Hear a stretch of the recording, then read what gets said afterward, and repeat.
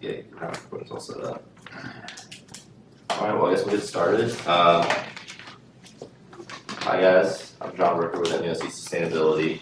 I'm going to talk to you real quick and then I'm going to hand it over to Benny, who will be talking about the residential solar info session. That is Alder Energy Solar. But real quick, we host these every month on different topics.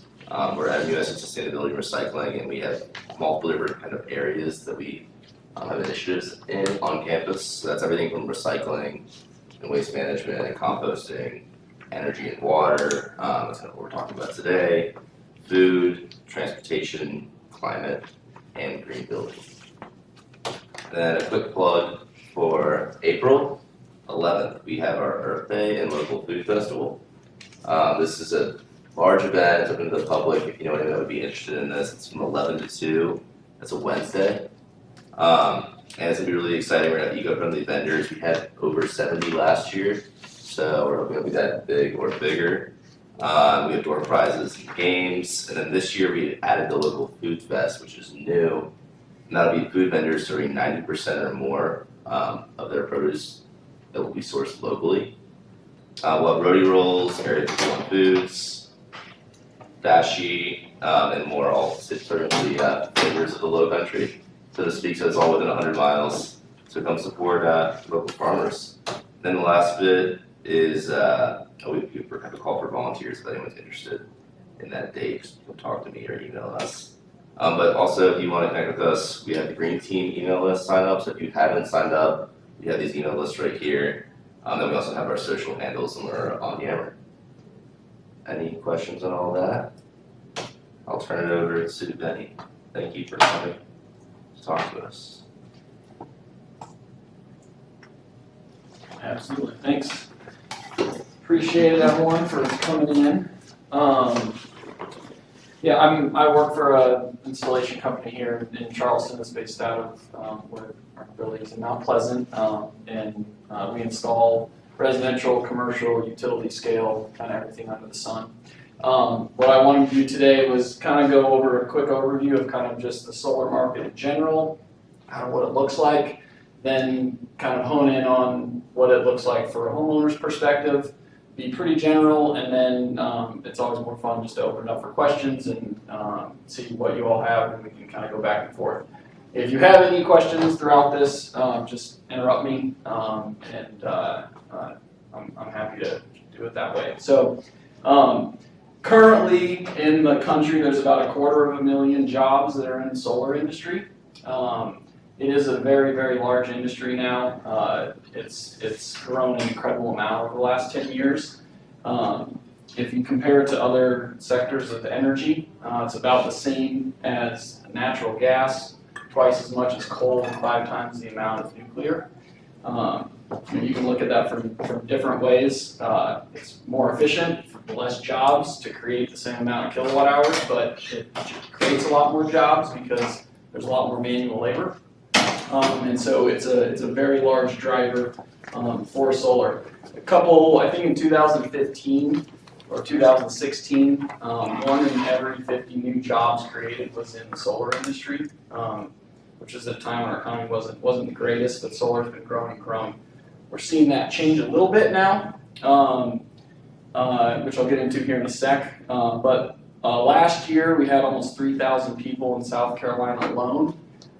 If you took that about 4 years ago, there probably wasn't 200 in the whole state working in the solar industry. So some bills were passed that incentivized solar, and that really jump-started the industry, brought a lot of companies from out of the state into the state, started some local companies that wanted to get into solar, but it's been a very large job creator here. This year to last was about the same, and also on a whole across the United States, installations declined a little bit last year. Part of that is because there was an expiration on the tax credit that people thought was going to occur, and there was an incredible amount of installations in the fourth quarter of 2016 to get done, but then it got extended. So if you look at this graph here, you see this is the fourth quarter of 2016. So it's kind of, if that didn't occur, then we probably would have had growth in 2017, but we had such a large 2016 that it went down a little bit. Go ahead. I'm noticing that each fourth quarter seems to be a spike. Yeah, because you have to get the system installed in the fiscal year, or not in the fiscal year, but the calendar year to get the tax credits for that year. So if the system gets installed in January of 2018, you don't get your tax credit till 2019. So there's always a really big push at the end of the year, and every solar company is working overtime because you got contracts with residences and with companies that say we're going to install it by the end of the year, and you've got to honor that or you breach a contract. And so, like when our company, a lot of times in October, we're like, we can't guarantee that we'll install it this year. And some companies can, they might not have as much of a backlog, and so it's always this weird time at the end of the year where you're looking to go solar and sometimes you can't get it done in time. So yeah, the fourth quarter is always a big push because of the way the tax credits work.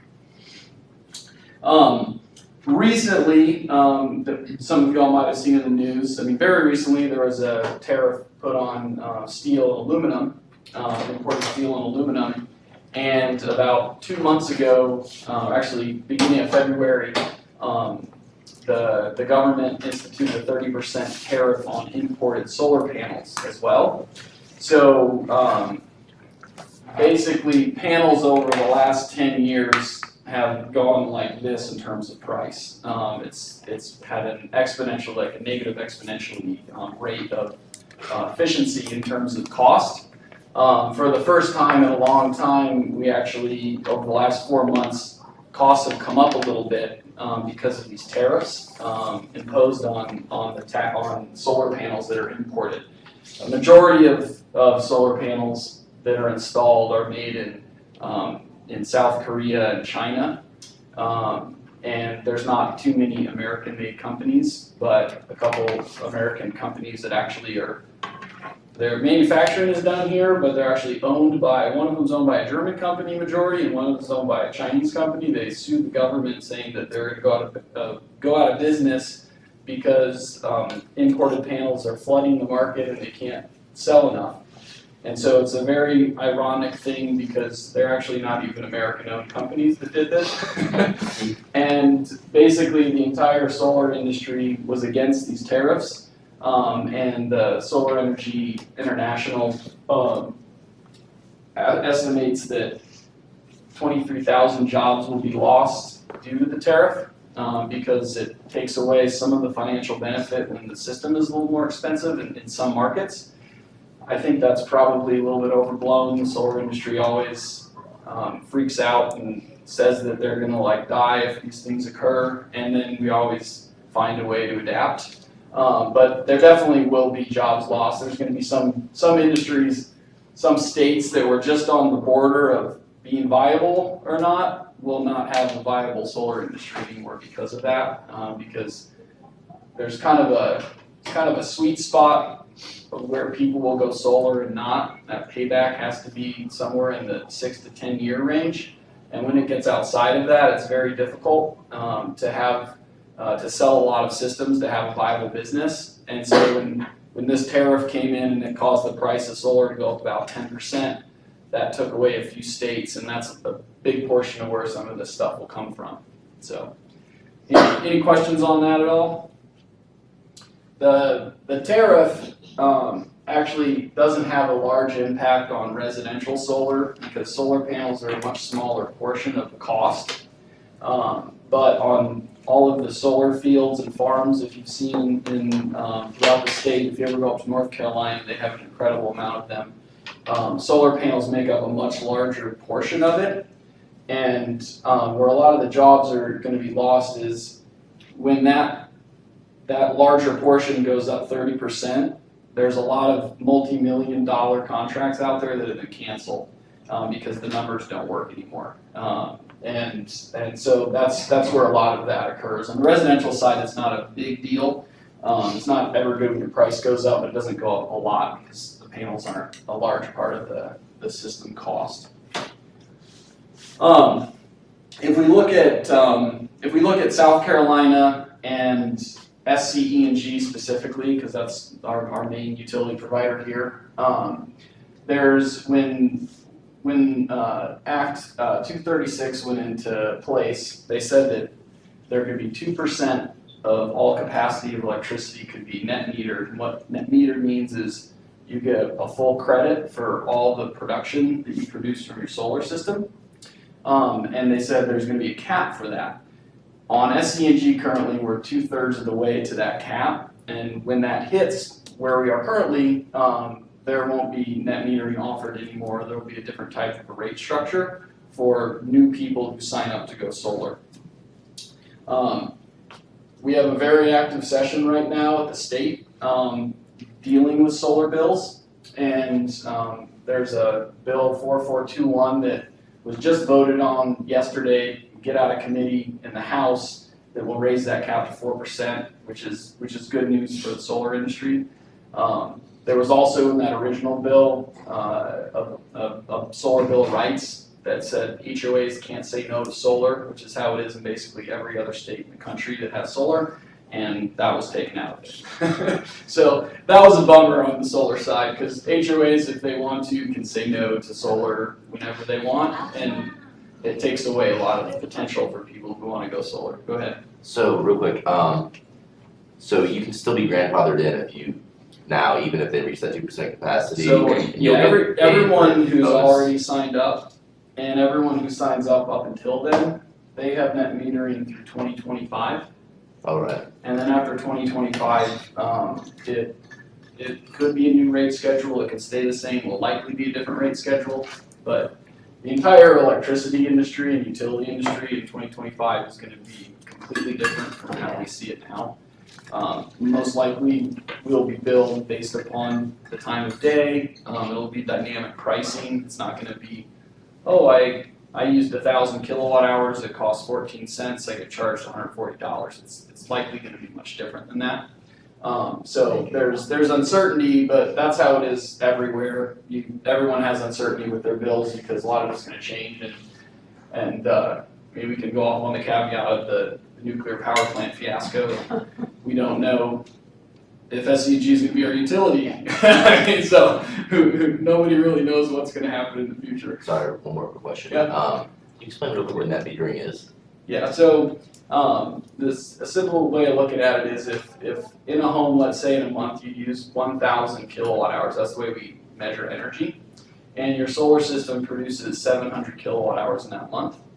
It doesn't matter if you're producing more than you're using at the time and putting it out onto the grid, or all the electricity you're using is being consumed in your home, you would end up having a 300 kilowatt hour bill at the end of the month.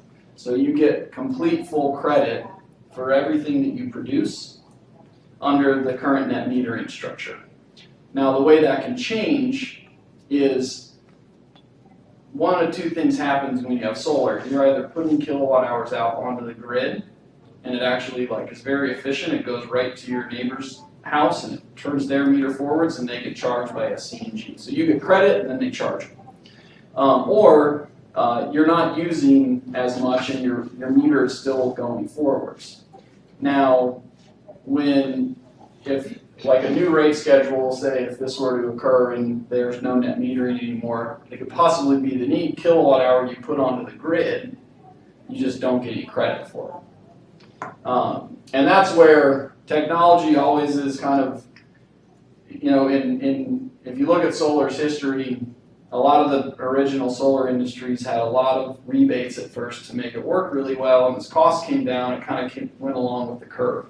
Well, the opposite side of the rebates now is battery storage and technology. So there's technology right now where instead of putting that out on the grid, you can charge a battery instead, and then you can take it off of the battery at night. And so there's a way to combat that. Now currently, it's much too expensive for that to pencil for people to do, but in 7 years, like when 2025 comes along, it's going to be very, very different. And people are going to have batteries on the side of their house even if they don't have solar, just to have essentially generators that are cleaned and they get charged by the grid. So this is where we're at right now. We're pretty close to getting to that point. That could go fairly quickly if really large projects come on board. It's kind of an exciting time right now because all these bills that are coming in and everyone hates SC&G right now, even though like a lot of these people voted for the whole baseload review act and for us to get charged who are still in office. And so they're trying to figure out ways to look good with their constituents, and some are pro-solar. Now yesterday morning before this was voted on, there was some like kind of pro-utility senators or representatives who developed a bill over the weekend that capped net metering and like stopped it. And then the afternoon this happened. So it's like there's a lot of really interesting things going on right now. Go ahead. So let's say you get credit, your net metering and SE&G or whoever gives you credit. Yeah. But are they gonna pay you the full amount for that credit, or Yeah. are they gonna pay you just some? So that is what net metering is it's the full amount. Okay. So when you have a bill on SC&G and you have solar, if you ever produce more than you do in that month, then it goes into a little bank that gives you credits that later on, if you don't produce enough, it goes towards that bill and knocks it out. So you have a direct, complete one-to-one ratio, full credit. Okay. 'Cause I remember when they brought it out, they didn't pay full. So they don't pay, they just credit. So it's like a virtual, so like there's no checks that are being handed out or anything. All you're doing is you're getting a credit on your bill. And so a lot of the ways it looks is you have one part that is when your meter goes forwards, and then another part when you put it onto the grid, and those come out to be a net. And so in actuality, you completely get total credit at retail rate for anything that you produce. And what happens at the end of the year if you produced more than you used? There's a surplus. So there's that happens every once in a while when you're able to, when in a couple situations. SC&G has a policy that in November, if you have any extra at that point, you get wholesale rate for it, which is about 3 or 4 cents. We're talking that's generally not more than like $10 worth of value of electricity. But SC&G doesn't allow you to design systems to produce a lot more. Oh, really? I didn't know that. Yeah, they have a formula based on your usage of how large you can put on the roof. And so the only time that you really have that overproduction is just the way a billing cycle works, and if you have all electric for heat, because if you can offset all of your electricity from your roof, which doesn't happen that often, and you have high winter bills, you're going to have a lot left over in November that aren't going to be able to offset your high winter bills because of the time that they do that at. Now, Berkeley Co-op and almost all the co-ops out there, they do a reset June 1st, which is terrible because we usually produce a lot extra in the springtime because we don't use as much, and that's when the solar produces the most. And then they take them away and give you no credit. And so on SC&G, for instance, you'll overproduce pretty much all springtime, and then those extras will come back to help you in the summer. But on co-ops, that doesn't happen. The best production, you lose a lot of it. So the numbers don't work as well. Because of all this? Not really here. I mean, with our, a report just came out that we have the highest utility bills in the country for electricity. That's so stupid. And a big reason for that is it's not necessarily our price of electricity. So our electricity is much less expensive than like the Northeast and California. And where also the biggest solar markets are, because the more the cost of electricity is, the more value you get out of your solar, right? So we just have a long summer with a lot of air conditioning, and we also have an atypical amount of all electric homes in South Carolina. There's a lot of subdivisions that are just completely electric, and so that makes the overall average really high. But we have the highest bills in the country apparently, for electric.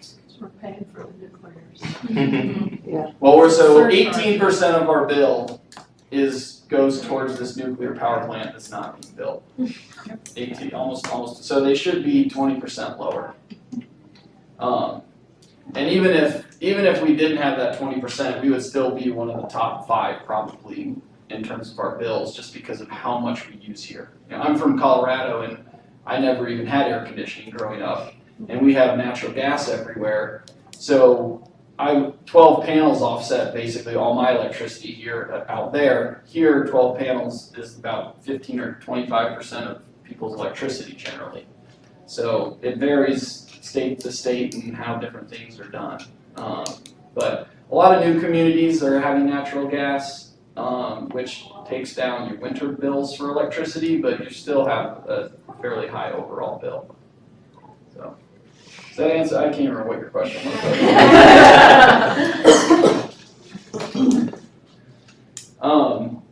So to kind of look at how it is for homes, there's currently a 30% federal income tax credit, which is not a deduction, but it's a credit. So if a system costs $30,000, it's about $9,000 of less taxes you would pay if you owe that much. They are non-refundable, so you have to pay taxes to get them, which this next year is going to actually kind of changes tax credits a fair amount for a lot of people. If you have multiple kids, the child tax credit now is worth $2,000. So if you have 2 or 3 kids, you already are getting up to a $6,000 tax credit. That can dramatically take down your tax liability in order to get the solar tax credits. So it's always important to really look and see what your, not necessarily what, like it used to be, you look at your taxes last year, and if you're going to have similar income, it's going to be kind of close. We got a whole new tax bracket now, and we have a whole new tax system, and there are a few things that affect solar a fair amount. One of them is there's more tax credits out there for people with kids, and that can affect how much you can get on your solar tax credits. Then there's also a 25% income tax credit for the state as well. Generally, you're looking at 7 to 9 years if you pay cash return on investment from your initial investment, factoring in savings and all the tax credits. There are loans out there. Pretty much every company offers loans, and then a couple large companies offer what's called leases. The difference between the two is on a loan, the customer owns the equipment. They don't have to pay anything to get the system installed, but then they have a loan payment that replaces part of their electric bill. So each payment you make goes towards principal. Once that gets paid off, then you don't have that portion of your bill. So it's similar to like renting versus owning the house. What a lease does is a third party owns the system, and they just charge a monthly bill. Leases are good if you have zero tax liability and can't take advantage of any of the tax credits. But if you have tax credits, if you are able to get the tax credits, then owning a system or doing a loan on a system is going to be much more beneficial in the long term. Go ahead. If you install it and you can spread your tax credit over 3 years with this change in the tax structure, if you're in the middle of it? Yeah, you can still roll them over. Okay. Yeah. The piece that's important to understand if you're doing a loan is oftentimes the assumptions when you're looking at your savings with a loan are going to be based on ideal tax situations. And if you're not able to get all of the tax credits to apply towards the principal of the loan when you get them, then your payment could be higher than what you think that it's going to be. And so you have to look at individual situation to see really what you're going to be in the end. So yes, most people will be able to get the tax credits, it's just when. But if you look at a loan proposal and it's like, I'm going to save money from the beginning, well, that's assuming you can get all the tax credits and apply all of them.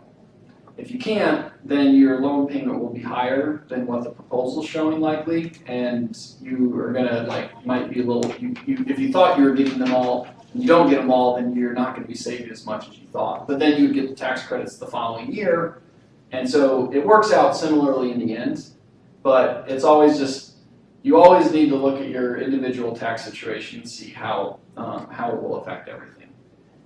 The state, you can roll over for 10 years. The federal, it's kind of fuzzy. The federal tax credit is good until 2021, but that doesn't necessarily mean that you can't roll it over after 2021 if you signed up before then, but there hasn't been a IRS letter confirming that. So we generally say, you can roll over through 2021 just to be safe. Go ahead. Can you explain again about what you said with the child tax credit with it? Yeah, I don't understand so currently there's $1,000 child tax credit. And with the new tax plan, there's a $2,000 per child tax credit. So let's say you pay $9,000 in taxes, okay? And your tax credit for solar is $9,000. Well, if you have 2 kids, you get $4,000, you only have $5,000 left in tax liability, so you can only get $5,000. Whereas before you would have got $7,000, right? So you're gonna always take one of those tax credits first. Those are gonna come off the top, because those don't roll over. Half of them are non-refundable. The new child tax credit, I think half of it's non-refundable, then half of it's refundable, which means if you don't pay any taxes at all, you can get some of it back. So loans generally, you're gonna be paying about the same bill as you did before, but you're gonna have solar and you're gonna have long-term value. Leases, you're usually gonna save a little bit more up front, but you don't have any ownership in the system, and those usually escalate and you get charged more every single year. So the only time a lease really is good is proper, I think, is when people have 0 tax liability at all. So when looking at a house and does my house qualify or not, some of the things are, we're looking for generally west, east, south facing roofs. Sometimes the north facing roof will work if the pitch is low enough and there's not much shade. You don't want a lot of shade, but you can work with shade. A lot of deciding if you want to go solar or not is kind of subjective to yourself. You could have, my house, I have a lot of shade and I don't have a lot of production from mine, but I want solar, so I got it. And I have some customers like that where their payback is 10 years because they don't get as much production, but that's fine for them. So it's important to kind of make sure that you're trusting the numbers from the person who's proposing it to you, and that shade is being factored in if that is something you have. Generally, you're going to want about 300 square feet of space. That's about 10 panels. That's about the minimum size really many people install. And then making sure you have taxable income. That's something that we already looked at. So I like to just kind of give a few things to look for in proposals if you do get proposals, because assumptions can change how the numbers look and how your investment looks. You'll show 2 proposals next to each other, and one will say a 5-year payback and the other 9, and they're the same cost and output. So how much is electricity going to go up over time? Because we all have to make assumptions in our proposals because electricity rates do generally go up. Now, they're probably going to go down next year 4 or 5% because of the nuclear thing, but they're going to go back up after that, likely. So how much is it going to increase over time? How much is the system going to produce? Is the production that's on this proposal guaranteed or not? Most companies do not guarantee production. Ours doesn't. How long are the warranties? How are tax credits calculated? Does the company have, there's a certification called NABCEP that's kind of the standard for solar companies. Solar companies should have the NABCEP certification because it's specific to solar. But these are just a few things kind of to look at. It can be fairly confusing to navigate multiple proposals because they're all going to be very different. Any questions on this at all? All right. I'm going to open it up now to questions. Anything I didn't cover you want me to cover? Anything about like personal houses or anything you have questions on? Sometimes people are curious about that. Go ahead. I feel like you're the last one. You look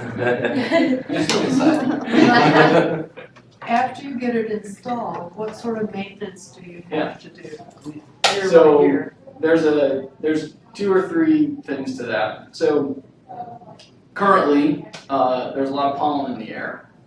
And so if you can access, so some people have a 3-story roof and it's very hard to access the panels. And so, you know, you're gonna have pollen up there, you have to hire like a window cleaner or somebody to go up and clean them. But usually rain, we get enough rain here that it's gonna get the pollen off of the panels pretty well. But every probably 1 to 3 years, depending on how close you are to high pollination trees, you do wanna kinda clean the corners a little bit because the pollen and dirt will settle in the bottom corners from kind of the rain coming down. There's a little lip on solar panels, they don't like go up over that lip. Another thing that is that's kind of a long-term thing that we recommend for everyone is something called squirrel guard.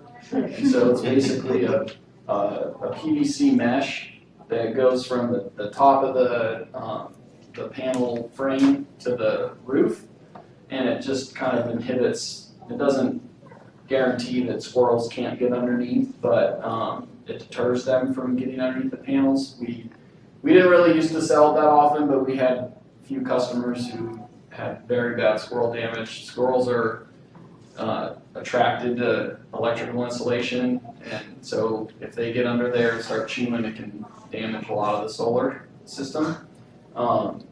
Another thing that we don't see here, but I saw really bad in Colorado, is pigeons and doves. You put this solar system on your roof and it provides a little bit of a warmer area in the wintertime, and it provides somewhere they can nest. And there were some neighborhoods where we wouldn't sell it without squirrel guard because there were so many birds that had come to these, and there was bird poop on all the panels in the neighborhood, and it just attracted tons of birds. So like, I've never seen that here in South Carolina, but as a planning ahead for the future type of a thing, even if there isn't a tree in the area, a lot of times I'll recommend it because you don't want a bird getting underneath. It gets really hot under there, and like if they have babies or anything in the summer, it's like they're done basically. So squirrel guard is something that is kind of a maintenance thing. And then a third thing is like warranties. So the panels have a performance warranty for 25 years. Panels are basically static. They don't have any moving parts to them. There's really no maintenance on that. There's the second piece of the solar system is an inverter, which takes the direct current and converts it to AC so it can be used in your home. Those generally have, depending on the manufacturer, 10 to 25 year replacement warranties. But the inverter is the piece of equipment that will fail on your system over time that you'll generally have to replace. But that's really if you have a squirrel guard, you're going to not have to deal with pests getting under your array. And then there's the pollen and washing your panels generally. Now, if we have a really rainy spring, it's not a big deal. But if we have 2 weeks where we don't get rain right during the height of pollen season, like my panels right now, I haven't gotten on my roof yet. They're yellow. Interesting thing about it though, I had a customer who had it really bad after the first year, and like the bottom third of the panel was caked in pollen.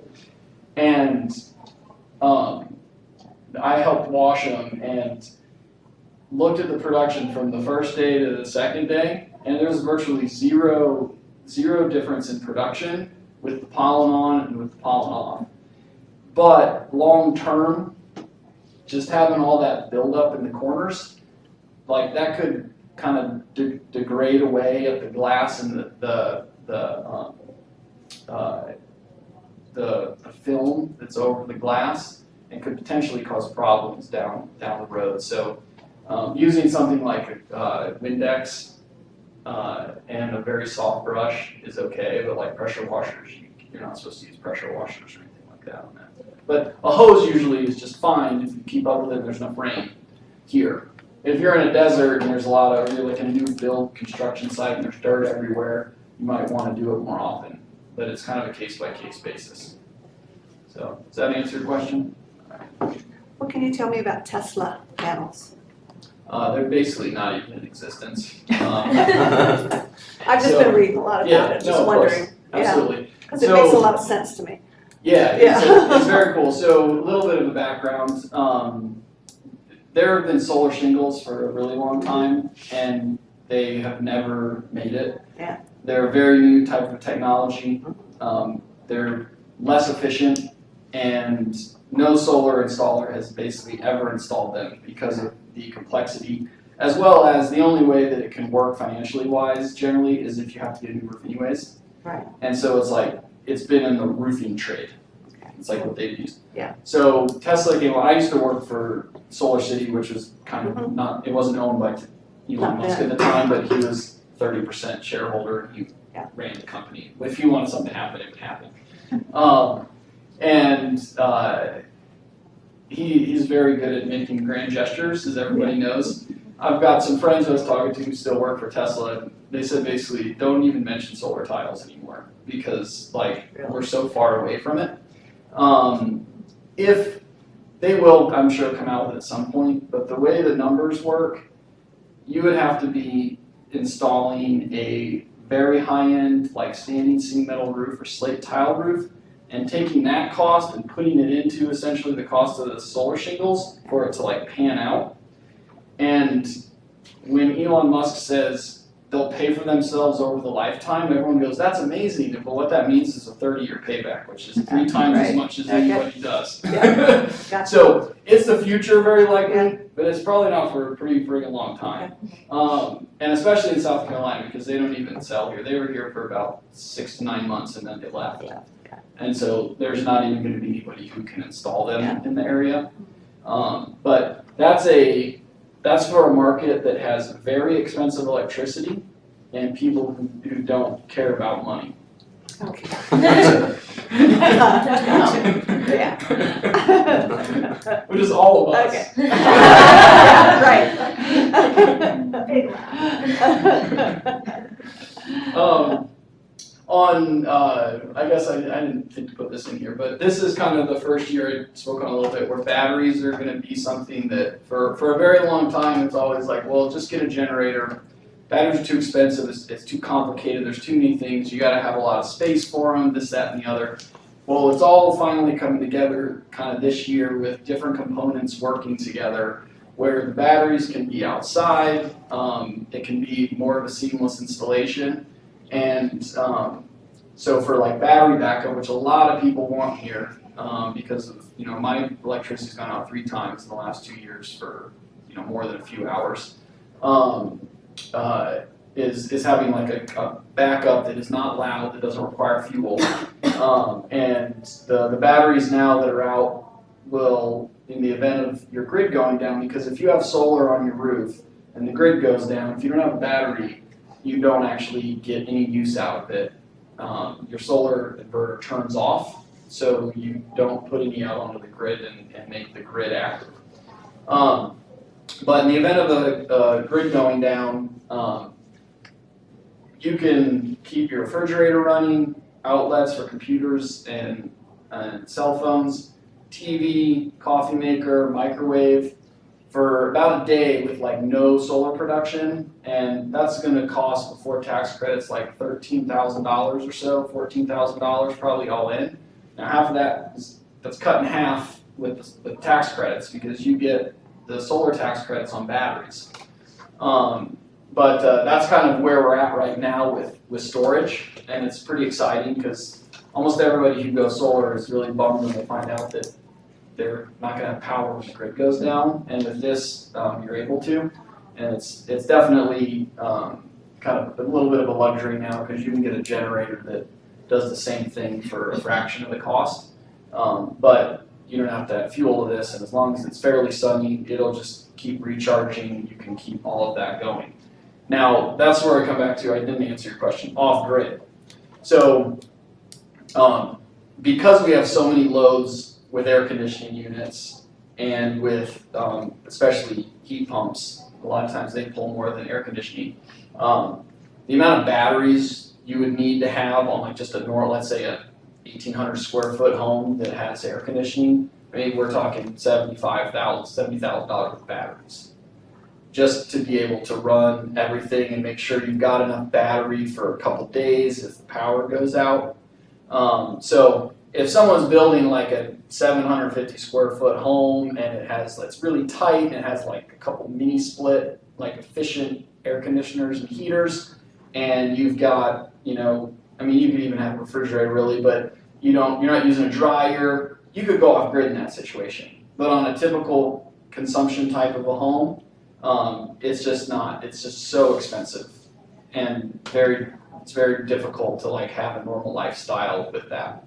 Where people go off grid is in the mountains where you don't have air conditioning, they got a propane tank for heat, and you're basically running like a few loads and you don't have to have a lot. So you can go off grid if you don't care about having no AC for a couple days. Yeah, so that's what the battery backup does, is it helps you with just your critical functions. Right, so Yes. if you're hardy enough to go without AC for a Yeah. couple of days, If you want to fork out that much money. Yeah, but and so that's, for a $12,000 or $13,000 battery with all the other components involved and everything, that essentially like takes you off grid when the grid goes down.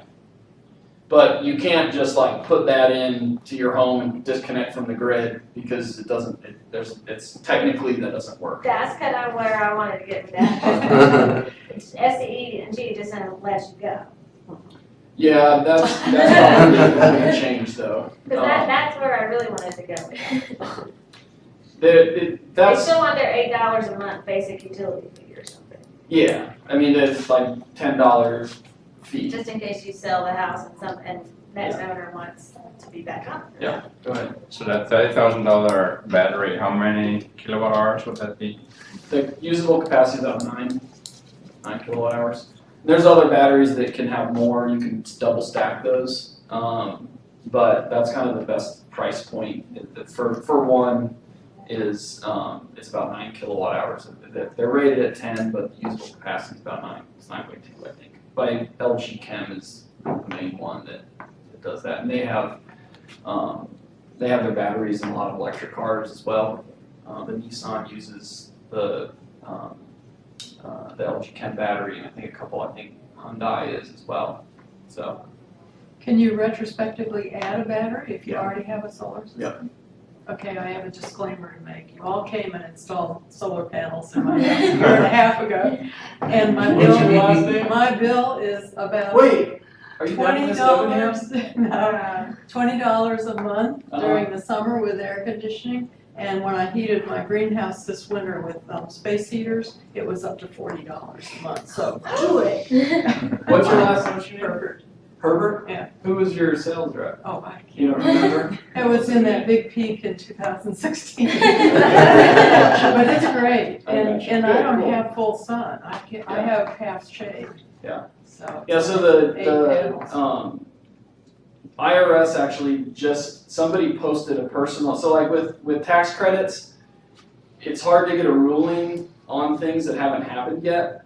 And they, a couple asked for a ruling to retroactively put a battery and attach it to their system. And there's always a disclaimer that says it's only for this specific situation.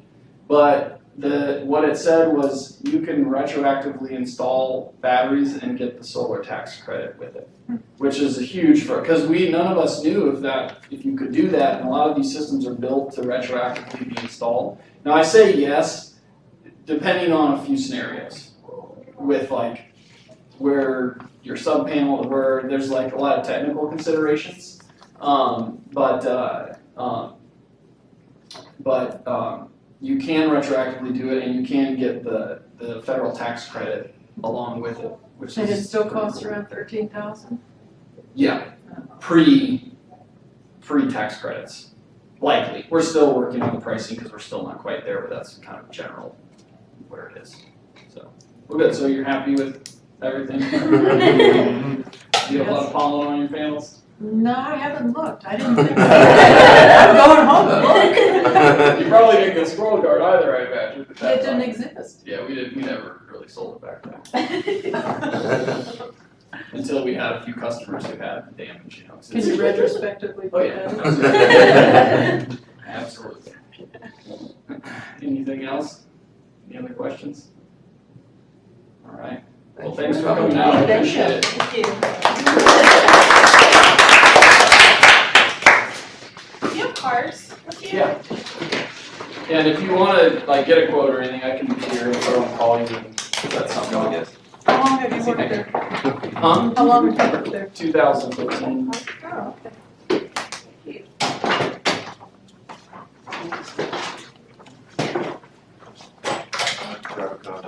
Absolutely. yeah. Thanks for coming out. Later. Later. Yeah. I think it's try You wanna be on our green Thanks so team? much. Yeah. I did. I signed Thank you. I can hear most of it. It's like. Hey, Well, we'll have a it's hard video, for mom because on us with it, it's a like- little bit, so. No, There's not, a yeah, muffled and like it's parts. only corrected for Thank so. My dad sells solar. Oh, really? Um, I was gonna say, I didn't. John, I'm gonna head back to the office because I need to finish that poster. That's okay with you? Alright, yeah, Um, Let's get ready. So was she